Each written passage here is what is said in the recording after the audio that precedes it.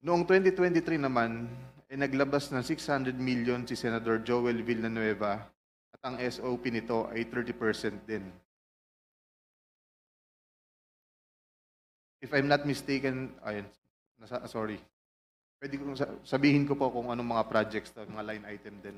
Please proceed with disclosing the line items so the nation may able to tie the line item to the political personality involved.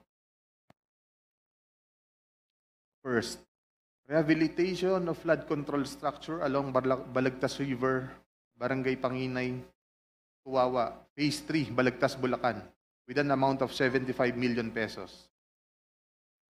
Construction of Bukawe River Flood Mitigation Structure, Station 12, plus 589 to Station 12, plus 739, at Barangay Bambang, Bukawe, Bulacan, with an amount of 7